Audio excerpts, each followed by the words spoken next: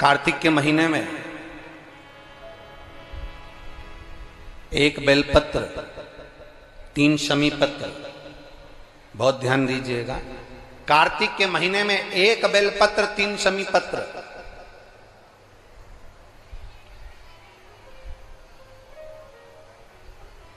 कार्तिक के महीने की दोनों अष्टमी में से किसी भी अष्टमी पर, चाहे उजाले की हो चाहे अंधेरे की, शुक्ल पक्षी की हो चाहे कृष्ण पक्ष की, एक बेलपत्र, 3 शमी पत्र आप कभी दिल से, कभी मौका मिले हृदय से, दामोदर मास में, कार्तिक मास में अशोक सुंदरी वाली जगह का स्पर्श कर कर भगवान शंकर के शिवलिंग पर एक बार समर्पित कर कर देखना, और दूसरे वर्ष इंतजार करना कि तुमने कार्तिक महीने में अष्टमी के दिन बाबा को शमी पत्र और बेलपत्र दिया था, क्या बाबा ने तेरे घर में धन और वैभव दिया कि नहीं दिया? जो स्थिति में गाड़ी चल रही थी वो स्थिति की गाड़ी तेरी पार हुई कि ना हुई? कितने बेलपत्र? बोलो बोलो, जम के बोलो जरा। कितना शमी पत्र? 1 बेलपत्र, 3 शमी पत्र।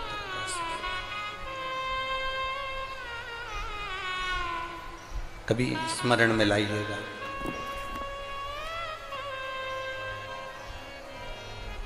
बस ये जो कार्तिक महीने में दामोदर मास में आप 1 बेलपत्र, 3 शमी पत्र अष्टमी के दिन, चाहे शुक्ल पक्ष की हो चाहे कृष्ण पक्ष की हो, ये दोनों अष्टमी में से किसी भी अष्टमी को जब आप समर्पित करें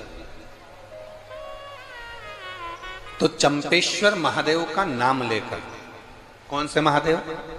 जम के बोलो जरा, सबकी आवाज आना चाहिए।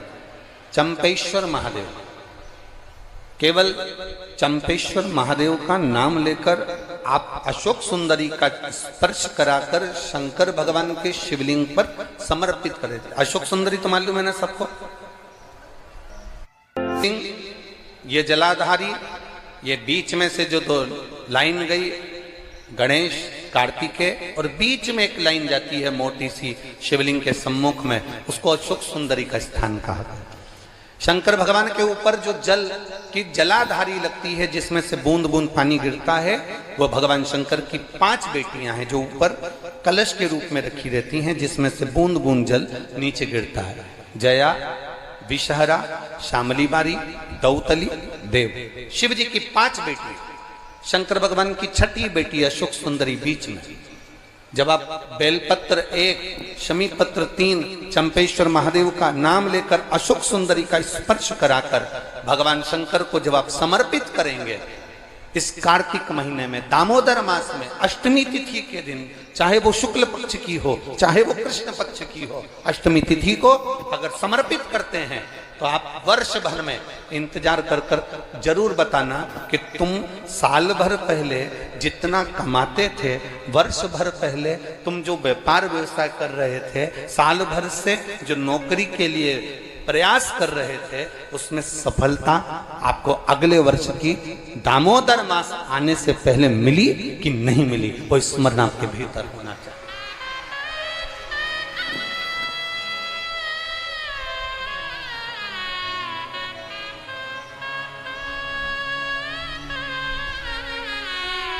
शंभु शरणे मां घड़ी रे, दुख काटो दया करने दर्शन। आप दिल से उससे प्रार्थना करोगे तो वो दिल से दे देगा। महाराज, ईमान और जुबान 2 चीजें व्यक्ति की पक्की होना चाहिए। क्या क्या? बोलो, जम के बोलो। ईमान और दूसरी जुबान पक्की हो।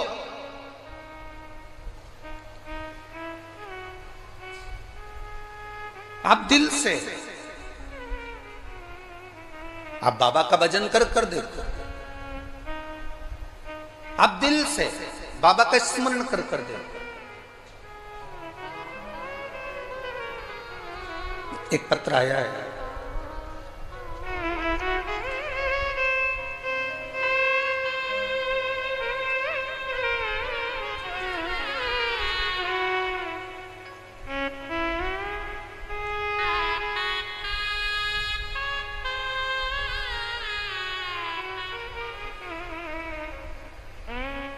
चंद्रमुखी शर्मा,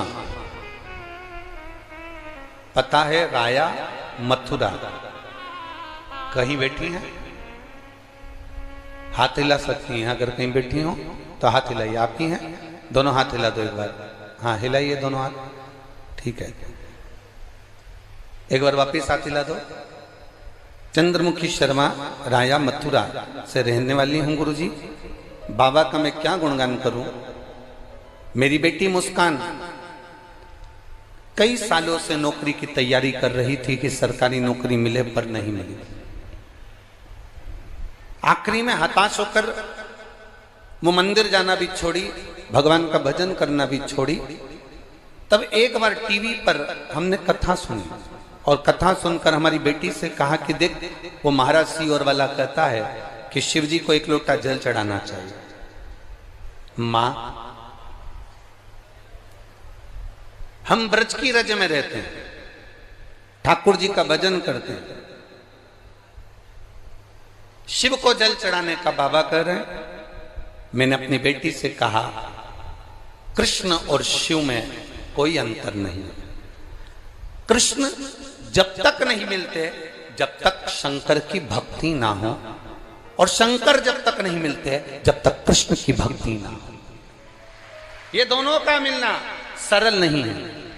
मैंने कहा, जब टीवी पर बाबा कह रहे हैं, सियोर वाला महाराज कह रहे हैं कि एक लोटा जल सारी समस्या का हल, तो जड़ा चढ़ाने में जाता क्या है। मां 7 वर्ष से नौकरी की तैयारी कर रही हूं पर नहीं मिली, तो मुझे नहीं लगता कि मिलेगी, पर तुम कहती हो तो मैं शंकर जी को जल चढ़ाना प्रारंभ करती हूँ। शिव जी को जल चढ़ाना चालू करा मेरी बेटी मुस्कान शर्मा ने। और बाबा का मैं क्या वर्णन करूं गुरुदेव। मेरी बेटी ने एग्जाम दिया और बाबा की कृपा से उसका इंडियन नेवी में हो गया।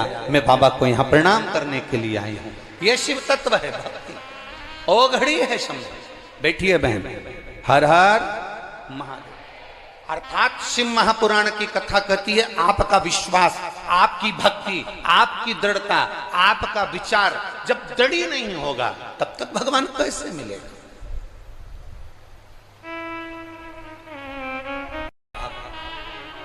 दड़ी बनकर बैठोगे, भगवान शंकर की आराधना दड़ी बनकर करोगे, ईमान और जुबान पक्की रखकर आप शिव की अगर आराधना करोगे, तो अगर कथा मिल सकती है तो क्या मेरा महादेव नहीं मिल सकता? क्या मेरा शिव नहीं मिलेगा? अवश्य प्राप्त।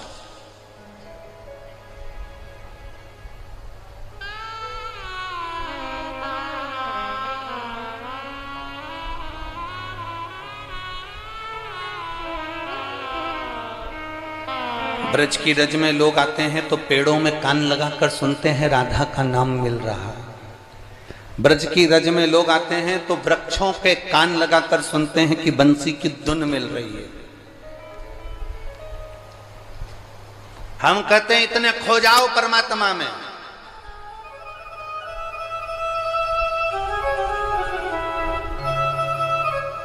इतने खो जाओ परमात्मा में, इतने डूब जाओ भगवान में कि तुम्हें वृक्ष में कान लगाने की जरूरत ना पड़े। मेरा कृष्ण कन्हैया तुम जब चलो तो तुम में कान लगाकर तुम्हारे नजदीक में आकर खड़ा हो जाए, तो समझना कि ब्रज की रज में आना हमारा सार्थक हुआ।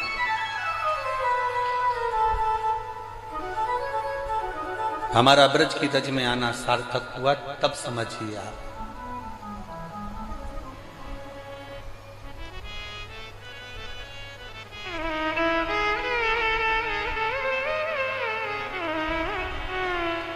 आप सब लोग ब्रज